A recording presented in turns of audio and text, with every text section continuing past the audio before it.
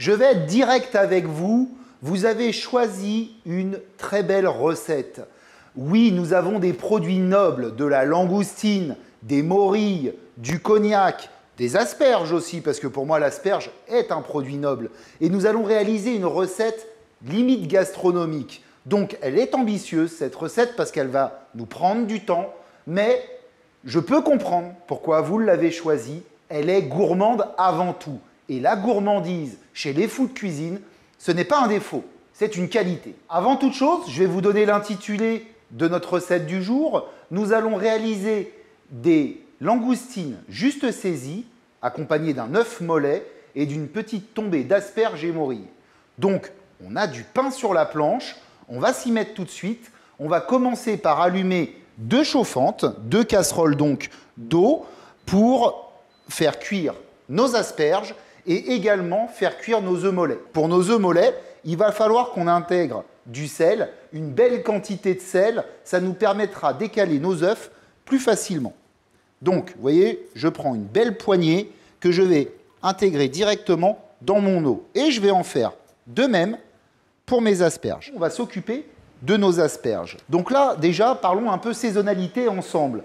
Là, tous les produits que nous avons, ça sent le printemps, hein. On a la morille. Alors, selon les saisons, on va en trouver plus facilement. Avril, mai en général, on en trouve. Alors, ça va dépendre toujours, comme pour tous les champignons, du temps. Donc, si vous n'en trouvez pas, ne prenez pas de morille desséchée. Ce n'est pas ce que je préconise moi. Je vous conseillerais plus de prendre de la morille surgelée qui sera meilleure.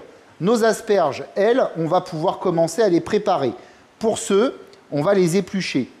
Donc, pour éplucher une asperge, on met la pointe vers soi et avec un économe rasoir, souvent c'est des petits économes comme ça, eh bien on va enlever, voilà, toute la peau en partant à peu près 2 cm plus bas que la pointe de notre asperge et on va enlever comme ceci la peau jusqu'en bas. Et je réserve mon asperge sur le côté et je passe à la suivante.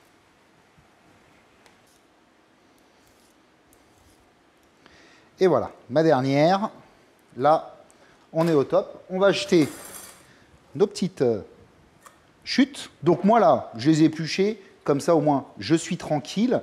Je ne vais pas m'amuser tout de suite à couper les queues. Je peux en enlever une petite partie, mais pas beaucoup parce qu'après, de toute façon, on va retailler nos asperges. Allez, on va en enlever un petit peu pour que ça rentre plus facilement dans notre casserole. Voilà, ces parties-là, j'en ai pas forcément besoin.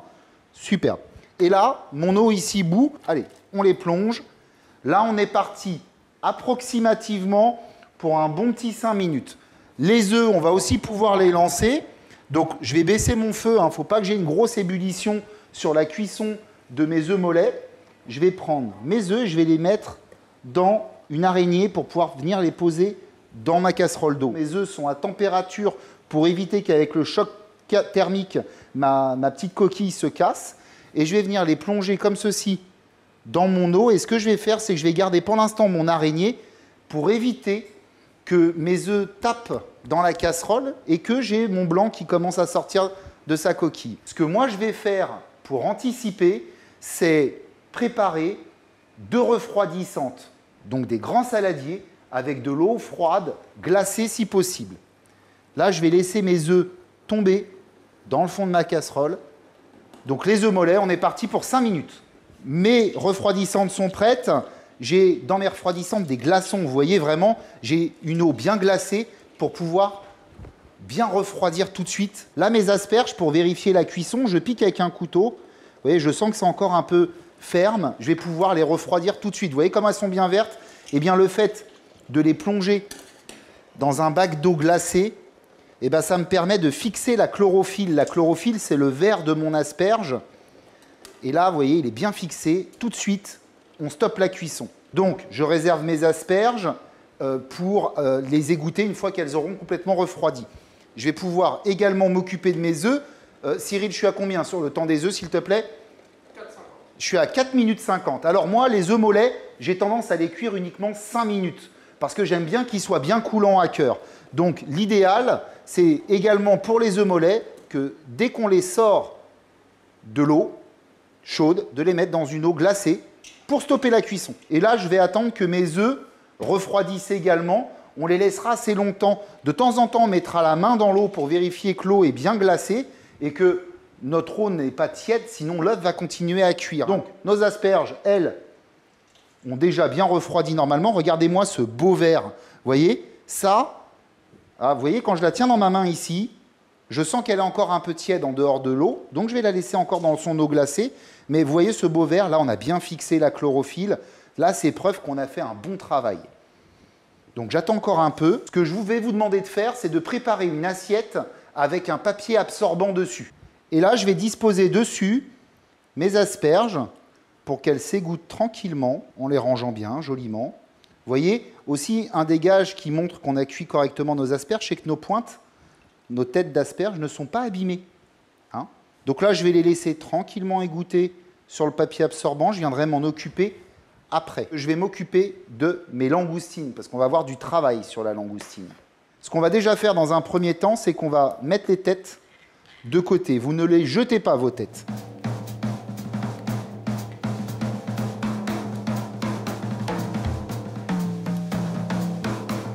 Voilà. Ensuite, sur ces têtes, ce que je vais faire, c'est que je vais venir prendre en tout 4 pinces, ce qui va me permettre d'avoir une petite décoration sur mon assiette avec mes pinces. Vous pouvez en prélever un peu plus si vous avez un doute sur le fait qu'elle soit jolie ou pas. Les têtes, on les garde. Hein. Vous voyez, je les mets de côté. Je les utiliserai pour une autre préparation. Ensuite, ce que je vais faire, c'est que je vais décortiquer mes langoustines. Ma langoustine, je vais garder la queue qui est ici. Ça sera joli dans mon assiette. Donc, ce qu'on fait, c'est que déjà, on commence par appuyer des deux côtés pour casser cette partie ici. Et ensuite, il ne me reste plus qu'à tirer sur les bords pour venir enlever ma carapace. On y va doucement, hein. Ce n'est pas une course. Là, pour le coup, on veut vraiment garder de jolies queues pour avoir une jolie présentation.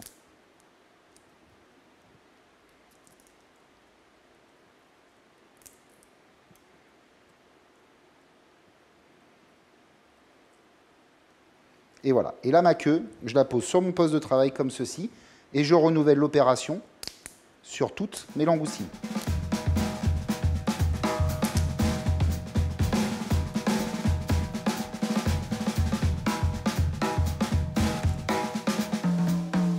Et voilà. On continue. Alors, ça fait un peu mal aux doigts, hein, les langoustines. C'est normal. C'est sa défense, hein, ce qu'elle a en dessous, là, les petits pics. C'est ce qui lui permet de se défendre des prédateurs. Hein. Et avec moi, elle en a un sacré prédateur, cette langoustine. Donc voilà, là, ça y est, elles sont toutes débarrassées de leur carapace. J'ai gardé les petites queues ici. Mes petites langoustines là, je vais les mettre sur une petite assiette. Celles-ci, je les mets de côté, je m'en occuperai tout à l'heure. Là, je vais m'occuper de mes carapaces. Ça, bah, vous savez quoi? C'est un nectar. Donc, je vais vous montrer comment vous pouvez le travailler assez simplement. On va prendre une casserole qu'on va mettre sur un feu à peu près 7-8 sur 10. On va venir dedans intégrer un bon filet d'huile d'olive. On va laisser chauffer cette préparation et ici, on a nos carapaces qu'on n'a pas achetées. On va reprendre une petite poubelle de table et on va, le temps que notre huile chauffe, éplucher une carotte. Je vais couper chaque extrémité de ma carotte et je vais aller intégrer dans mon feu mes carapaces. Alors, vous allez me dire, chef, dis donc, ça va super vite. Pas de panique. Le but, c'est que ça accroche. C'est pas souvent que je vais vous le dire, mais là, ce qu'on veut, c'est des sucs au fond de notre casserole. Donc là, il faut qu'on y aille à fond les ballons. Il faut que ça colore. Pendant ce temps-là, on va éplucher notre oignon, la racine, et ensuite on enlève le reste. Voilà. J'enlève toujours la petite peau là. Ça, c'est dangereux, on risque de se couper avec ça. Voilà, superbe. Hop. Là, je vais les remélanger dans ma casserole. Ah, ça fume, hein. Je vais sortir un peu du feu, voir ce qui se passe. Superbe, ça colore parfaitement bien. Descendre à 5, le temps de tailler tout ça. Ici, je vais prendre mon oignon, je vais le tailler en deux. Et on va le tailler grossièrement, hein. Là, le but, hein, c'est juste d'apporter une garniture aromatique. Voilà, comme ceci. On peut laisser l'oignon entier, ça ne pose pas de problème. Vous voyez, la racine avec, c'est pas un problème. Je taille ma carotte également en deux dans la longueur. Je vais la tailler encore une fois en deux. Voilà, là, vous voyez, ça colore bien, ça accroche au fond de ma casserole. C'est voulu, c'est pas grave. Continuez, n'hésitez pas. Vous verrez, ça sera d'autant meilleur. Voilà, mes carottes sont taillées grossièrement. Je mélange bien. Vous voyez ici un peu la coloration qu'on a. Ma casserole est bien chaude. Mes têtes ont bien coloré, bien saisi. Je vais maintenant intégrer dedans mes carottes et mes oignons. Je vais laisser maintenant légèrement suer mes carottes et mes oignons avec mes têtes de langoustine. Alors là, vous voyez, regardez, j'ai une belle coloration. On voit bien que ça a accroché au fond, hein. C'est ce que je veux. Hein, ça va me donner des saveurs. Ça s'appelle les sucs. Ce qu'on va faire, c'est qu'on va se remettre sur le feu. Et dedans, je vais venir intégrer du cognac. Alors on va dire 3 belles grosses lichettes de cognac. Là, on va laisser remonter le cognac un tout petit peu en température. Il va me déglacer tous les sucs au fond. Et à l'aide d'un briquet, alors moi j'en ai pas, j'ai pris un chalumeau, je vais flamber. Voilà. Donc là, c'est en train de flamber. Quand j'aurai plus de flamme, ça voudra dire que je n'ai plus d'alcool.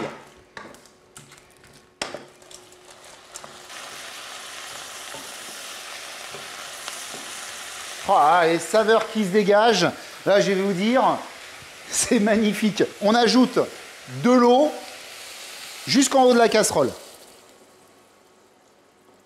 Je mélange une dernière fois. Et ça, je vais le laisser mijoter au coin du feu. Ça va réduire, je peux rajouter de l'eau, je peux laisser réduire, rajouter de l'eau. Plus longtemps on le fera, plus ça va se corser en goût. En réalité, une bonne heure, ça suffit. Petite variante aussi qui est possible, vous pouvez mettre du vin blanc à la place de l'eau pour apporter encore plus de saveur. Je pense que là, dans notre recette, de l'eau, ça sera très bien. Allez, on laisse cuire ça tranquillement, une bonne heure et on viendra remouiller de temps en temps. Je vais maintenant m'attaquer à mes mouillettes de petites brioches. Donc pour ce, j'ai pris des brioches déjà toutes faites, hein, et je vais faire fondre une belle noisette de beurre dans une casserole sur le feu à basse température. Là, moi, je vais être à peu près 2-3 sur 10. Ici, je vais prendre mes brioches, je vais enlever la croûte ici. Je vais garder les croûtes, par contre, sur chaque extrémité, et je vais tailler 3 mouillettes par brioche. Le reste, je le mets de côté et je vais plaquer mes mouillettes à côté de moi sur une plaque. Je vous montrerai après ma plaque. Et je renouvelle l'opération sur toutes mes tranches.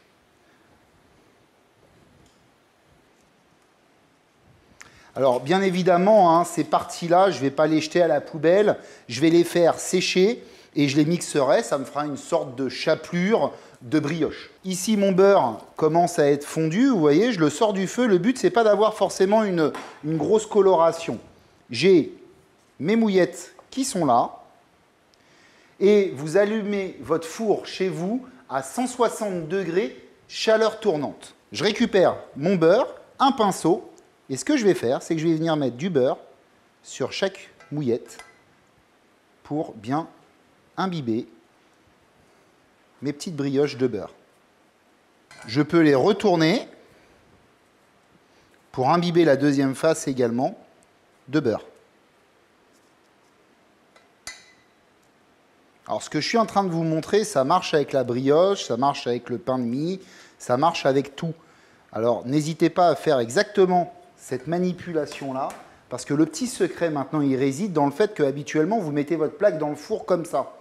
Moi, ce que je vous conseille de faire, c'est de mettre dessus un deuxième papier sulfurisé et de mettre une deuxième plaque four par-dessus, comme ceci. Et en fin de compte, ma deuxième plaque four, elle va empêcher mes mouillettes de se tordre dans tous les sens ou de partir comme je veux pas. Elles vont rester bien droites, rectilignes, elles seront parfaites. Là, on part pour à peu près 4-5 minutes de cuisson, ça va dépendre de votre four, à 160 degrés, chaleur tournante. On va s'occuper maintenant de notre petite tombée, morille, échalotes, asperges et tomates séchées. On va déjà commencer par l'échalote. On va l'éplucher en restant le plus près possible de la racine. Voilà. Et ensuite, on va la ciseler. Donc on va la couper en deux. On va mettre la racine qui est ici, côté opposé de la main qui tranche. Et on va faire des petites incisions comme ceci dans la longueur sans aller jusqu'à la racine. Et après, dans l'autre sens. Là, je vais prendre mon éminceur et je vais maintenant ciseler mon échalote en taillant tranquillement pour avoir en une fois des tout petits morceaux comme ceci. Voilà. Là, je vais mettre une poêle sur mon feu et je vais mettre cette poêle à peu près 5 sur 10. Je vais intégrer dans cette poêle, dans un premier temps, un filet d'huile d'olive, très léger, et du beurre, une bonne noisette de beurre. Le but pour moi, c'est pour permettre à mon beurre de monter plus haut en température. Le beurre, il a un point de fusion. Le point de fusion, c'est le moment où ça brûle, qui est plus bas que l'huile. Donc en mélangeant les deux, ça me permet de pouvoir faire une cuisson un peu plus élevée avec mon beurre. Donc là, mes échalotes qui sont ici, je vais les mettre après avec mon beurre. Ce que je peux faire en attendant qu'ils fondent, c'est commencer à tailler mes petites morilles. Alors moi, c'est des morilles surgelées parce qu'en ce moment, on n'en a pas. Donc elles sont un peu gorgées d'eau, c'est pas grave. Je vais les tailler en petits dés comme ceci. Le but là, c'est d'avoir plein de petits dés. Tout ce jus là que j'ai de mes morilles surgelées, je vais le garder, je viendrai l'incorporer dans ma préparation tout à l'heure. Donc là, mes morilles, je les taille en petits dés. Je fais une tombée de morilles et asperges. Surtout, ne jetez pas ce jus à la poubelle, ça serait gâché. Alors moi, j'aime bien tailler toutes les morilles et pas les garder entières. Comme ça surprend les gens à la dégustation. Ils ne s'attendent pas à manger de la morille. Parce qu'on l'identifie assez facilement dans l'assiette. Je vais prendre ici mon échalote et je vais aller la mettre dans ma poêle avec mon beurre qui est juste fondu. Et je vais faire suer mes échalotes. Je vais pouvoir monter mon feu maintenant à peu près 7 sur 10. Je vais prendre mes tomates séchées. Et les tomates séchées, eh bien, on va leur faire exactement la même chose qu'à nos morilles. On va les tailler en petits dés. Voilà.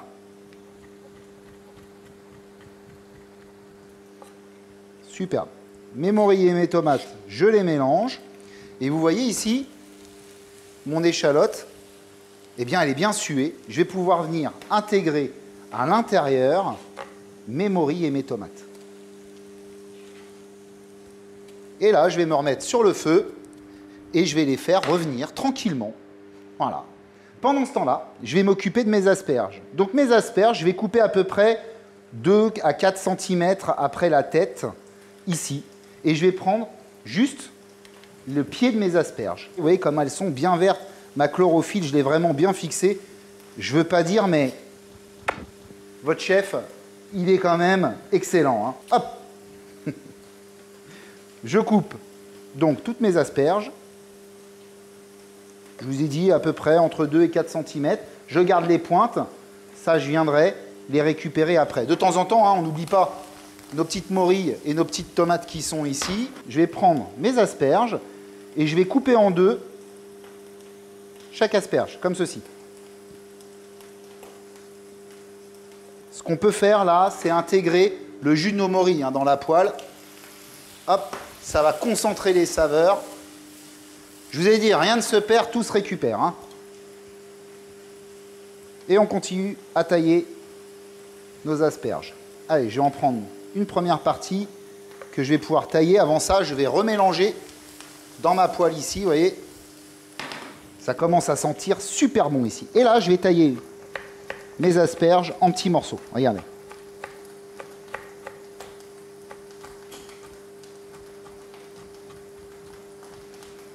Superbe. Cette première partie qui est taillée, je vais tout de suite aller la mettre dans ma poêle. Je vais mélanger un petit coup. Superbe. Allez, on taille. Je vais mettre ma dernière partie dans ma poêle également. Et je mélange.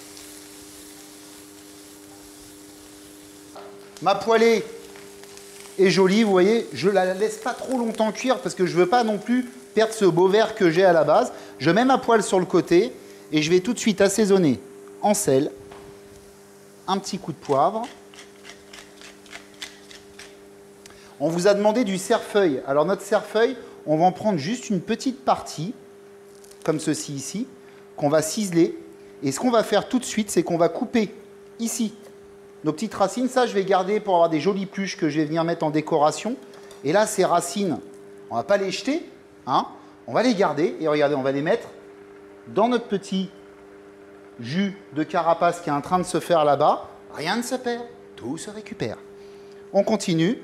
On va ciseler notre cerfeuil finement, comme ceci.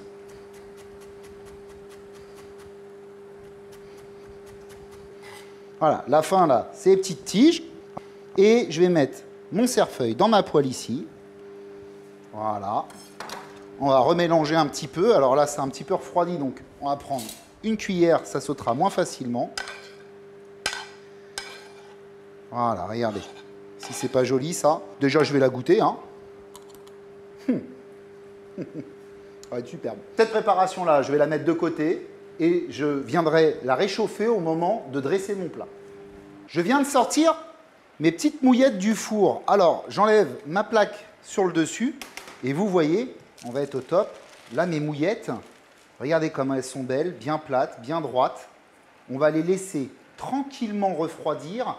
Et au dernier moment, je leur passerai un petit coup d'ail dessus, mais d'abord, je vais les laisser durcir. Donc ça, vous les réservez jusqu'à ce que refroidissent à température ambiante. Je vais pouvoir maintenant écaler mes œufs. Donc, ils sont toujours dans l'eau. Je garde l'eau, parce que moi, j'aime bien écaler les œufs dans l'eau. Donc, on va les taper sur le poste de travail pour faire plein de petites micro-coquilles partout. On les tape dans tous les sens, pas trop fort, sinon on risque de les casser. Et vous voyez là, toutes mes coquilles, elles sont déjà pré-cassées. Je vais me mettre dans l'eau. Et là, mon objectif, c'est d'aller chercher la membrane. Alors, pour ceux qui auraient un petit peu observé l'œuf, entre la coquille et le blanc, il y a une petite membrane. Eh bien, cette membrane, quand vous réussissez à l'attraper, eh bien, votre œuf, la coquille vient toute seule. Et l'eau vous aide à passer, en fin de compte, entre le blanc et la membrane. Vous voyez, regardez, moi, ça vient tout seul. Là, je suis top. Je vous ai demandé 4 œufs dans la recette. Et moi, j'en ai cuit 6. C'est volontaire, parce que les œufs mollets, on a tendance, en les écalant, à en casser certains. Donc, c'est bien d'en avoir toujours 2 de plus. Ça ne sera pas perdu, au pire. Vous pouvez les conserver au frais 1 à 2 jours au frigo. Vous les faites dans une petite salade le soir.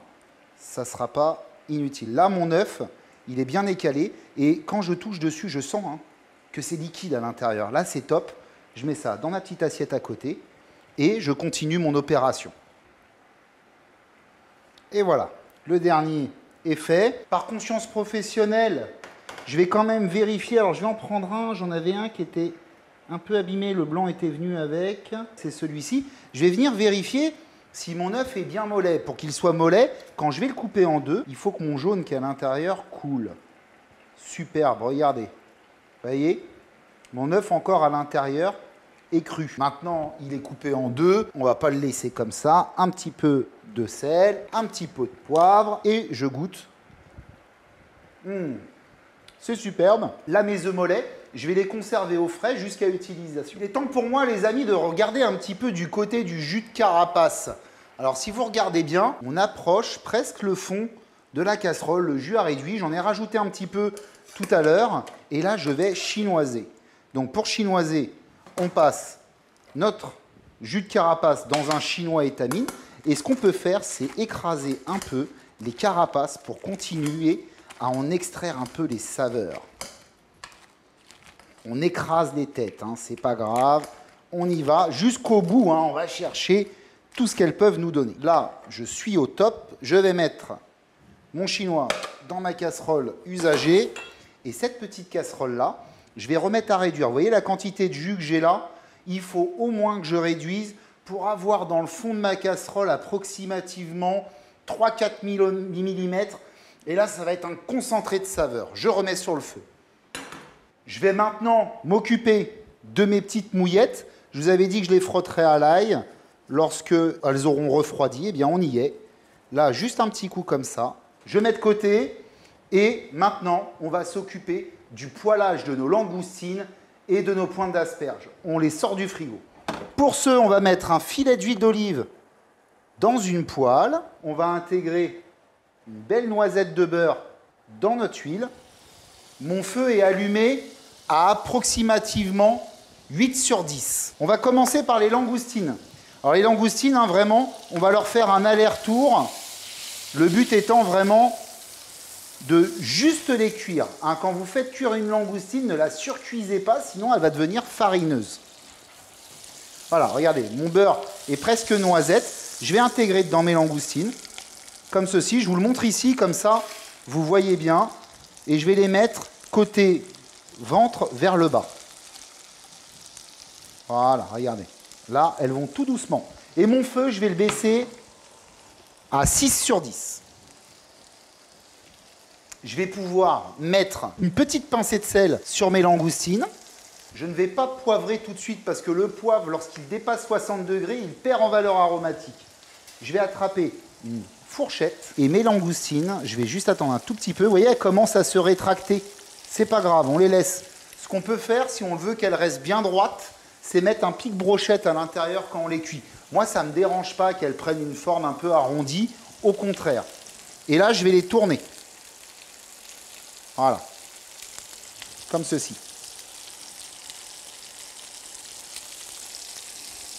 Je vais les faire juste revenir un petit coup dans le beurre comme ça. Et vous voyez, hein, vraiment, je les ai laissés même pas 30 secondes. Hein. Voilà, regardez. Là, elles sont superbes. Moi, je les aime comme ça. Je vais les sortir. Pour l'instant, elles sont encore un peu crues à cœur. Mais ça, c'est volontaire. Parce qu'avec l'inertie, elles vont continuer à cuire. Et moi, je déteste tout ce qui est poisson, crustacé. Lorsque c'est trop cuit, c'est désagréable en bouche. Donc là, mes langoustines, je les ai remis dans leur petite assiette à côté des asperges. Je garde la même poêle avec le même beurre qui est parfumé avec mes langoustines. Et je vais venir passer dedans mes petites asperges juste pour les remonter en température pour pouvoir dresser mon assiette. Voilà, comme ça. Il est temps pour moi de mettre un petit coup de poivre sur mes langoustines. Je vais venir mettre un coup de sel sur mes pointes d'asperges. Pas trop parce qu'on a assaisonné notre eau de cuisson. Hein. Et là, je vais juste les rouler très légèrement comme ça. Hein. Voilà, là, je cherche juste à réchauffer mes pointes d'asperges. Hein. Je les ai passées dans mon beurre chaud, un petit coup de poivre. Et là, je vais les mettre de côté. Elles sont chaudes. J'ai, avec mes petites langoustines qui sont chaudes aussi, ce que je vais faire, c'est que je vais décaler mes asperges dans ma poêle et mettre mes langoustines sur le côté. Ce que je peux faire, si je veux aussi, sur un coin de ma poêle, c'est mettre mes petites pinces de langoustine que j'avais réservées au départ aussi, comme ça. Là, vous voyez, ça, c'est prêt. Ce qu'on peut faire, c'est soit mettre un petit torchon dessus, comme vous voulez, vous voyez. Vous le mettez au coin du piano, voilà, tranquillement, et ça va rester là, chaud, jusqu'à ce que je le dresse. Ici, j'ai mon jus de carapace, vous voyez. Lui, mon jus de carapace, il n'est pas encore assez réduit à mon goût. Je vais commencer un petit peu à le violenter, celui-ci, parce que je trouve qu'il met trop de temps. Donc je vais passer à 10. Là, il va rentrer vraiment sur une grosse ébullition, hein, vous voyez. Là, il va réduire très très vite. Lorsqu'à la maison, parce que nous, dans les restaurants, ça nous arrive, vous avez envie de faire réduire quelque chose très vite. Nous, on a un petit secret en cuisine, c'est qu'on met une casserole sur le feu, on la fait chauffer, on passe le liquide dans la casserole qui est vide, et elle est tellement chaude que votre liquide réduit automatiquement, directement, très très vite. Alors ça, c'est à faire vraiment quand vous êtes très pressé, que vous avez du monde et que vous avez oublié de faire réduire votre sauce par exemple. Et vous faites rechauffer une casserole, vous repassez le liquide dedans, et une autre, et votre liquide va réduire 2 fois plus vite. Ah là, super, regardez ça. Vous voyez ce côté un peu sirupeux, un peu marron comme ça là. Là, je vais vous dire qu'on est sur un concentré de saveur, ça envoie. Hein. On va mettre de la crème liquide. Voilà. On va tourner légèrement. Voilà, regardez. Et on va remettre sur le feu. Et on va laisser réduire de moitié la crème en la mélangeant de temps en temps au fouet. On va pouvoir passer au dressage. Regardez, ma sauce, comme je vous l'ai dit, a réduit de moitié. Alors, ce qui est important, hein, en fin de compte, déjà on va assaisonner. Sel, poivre. Et après, je vais vous montrer la consistance qu'on recherche. Parce qu'après, j'ai plus besoin de mon fouet une fois que j'ai assaisonné. Allez, je mélange. Superbe. Et là, je vais vous montrer la consistance de cette petite sauce. Vous voyez, elle est un peu sirupeuse. Et sur ma cuillère, vous voyez, elle nappe. Oh là là là, c'est bon ça. J'espère que plus jamais de votre vie, vous oserez jeter des carapaces de crustacés. Allez, on va prendre notre assiette. On va la poser comme ceci. Tous mes éléments sont chauds, sauf mes œufs et mes petites mouillettes. Je vais prendre un cercle qu'on va venir poser ici, sur le coin de l'assiette. On va prendre notre préparation, notre petit étuvée asperges, morilles, que je vais venir mettre dans un cercle ici, comme ça. Voilà. Je vais venir poser ça joliment comme ça. Et au milieu, ce que je ferai, c'est que je vais prévoir un petit dôme pour venir accueillir notre œuf mollet. Voilà, qui devrait normalement, si tout se passe bien, tenir debout. Alors, on va en choisir un joli. Celui-ci me plaît beaucoup. On va le mettre, vous voyez, comme ça, comme un petit nid. C'est pas joli ça? On enlève notre cercle. Là déjà, ça commence bien. Notre petite sauce qui est ici, moi ce que j'aime bien, c'est venir mettre quelque chose de riche et abondant dans l'assiette. Comme ça ici, là. Superbe. On va prendre des petites pointes d'asperges. On en a 4 par personne. On va venir en mettre une ici, une autre un peu ici, comme ça, en cascade. Voilà, moi, je vous savez, hein, je suis un grand fada des assiettes un peu déséquilibrées. Voilà, une ici, comme ça. On va prendre des petites queues de langoustine qu'on va venir mettre une ici. Et on va en mettre une autre de l'autre côté dans l'assiette. On va dire ici, comme ça. C'est joli. Superbe. Et là, il me reste une petite pince. Vous savez, je vous avais dit de garder une petite pince pour faire un petit rappel qu'on va venir planter comme ça ici, sur le côté. On avait gardé un petit peu de cerfeuil, on va venir le mettre ici. Et pour finir, un petit coup de poivre moulin, ça j'adore moi dans l'assiette. Avant, hop, un petit coup de propre. Et comme ça, voilà, sur le côté. Mais on va pouvoir venir mettre ici une petite mouillette là, tiens. On va faire ça comme ça. Et le cerfeuil ici, comme ça. Et on va venir en glisser une autre ici, là, comme ça. Et on mettra à cheval dessus notre langoustine. Comme je vous l'avais dit, on a eu du boulot. Hein, regardez, j'en transpire. Hein, mine de rien, moi, ça fait déjà 1h20 que j'y suis. Donc, il y avait quand même pas mal de travail. Mais je pense que le résultat est au rendez-vous. Je pense que maintenant, il est temps pour nous de goûter. Hein. J'espère qu'à la maison, vous avez réussi, vous aussi, toutes les étapes de cette recette. On va mettre un petit peu de notre préparation ici sur notre toast. Voilà. Un petit peu de langoustine avec. Je l'ai trempé dans le jus de carapace juste avant. On va vérifier notre œuf, mais je ne suis pas spécialement inquiet parce que j'en ai déjà goûté un. Superbe, regardez comment il coule. Alors je vais vous dire, hein, si avec ça, vos invités, ils ne sont pas ravis, je ne sais pas ce qu'il faudra leur faire. Hein. On va prendre notre petite mouillette. On va revenir piocher avec gourmandise dans cette assiette. Quelle extase de saveur. On est fou de cuisine.